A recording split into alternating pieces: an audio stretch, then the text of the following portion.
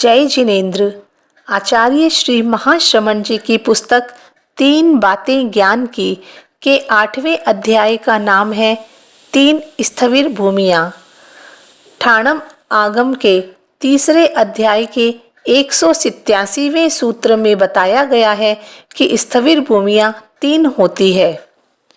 पहली जाति स्थविर, दूसरी श्रुत स्थविर और तीसरी पर्याय स्थविर। साधु को स्थविर भूमि के अनुसार कैसे दूसरे साधु के प्रति व्यवहार करना चाहिए, यह शिक्षा मूलतः दी गई है।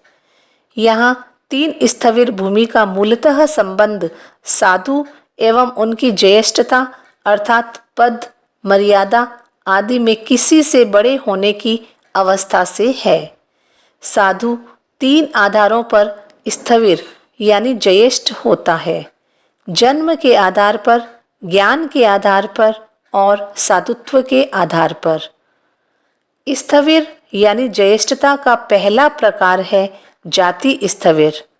जाति यानी जन्म अर्थात आयु के आधार पर साधु स्थविर होता है।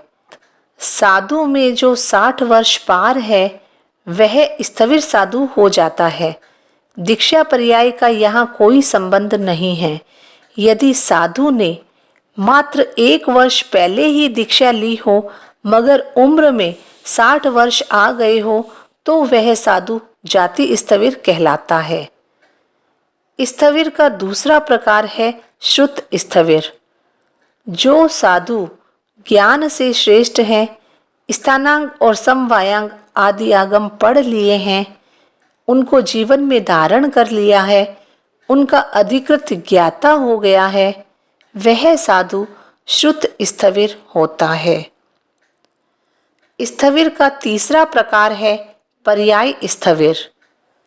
जिस साधु को दीक्षा ग्रहण किए हुए 20 या उससे अधिक वर्ष हो गए हो, ज्ञान भले ज्यादा या कम हो, वह पर्याय स्थविर होता है। जाति स्थविर साधु के प्रति अनुकंपा रखनी चाहिए, जैसे उन्हें उनके प्रकृति के अनुकूल आहार लाकर देना चाहिए, आवश्यकतानुसार स्थान, कपड़े आदि देना चाहिए। श्रुत स्थविर को वंदन अर्थात पूजा करनी चाहिए तथा उनके अभिप्राय के अनुसार चलना चाहिए। परोक्ष में हो तो उनकी प्रशंसा और गुण कीर्तन करना चाहिए और अपने से ऊपर आसन पर उन्हें विराजमान करना चाहिए। पर्याय स्थविर को यथोचित वंदना करनी चाहिए।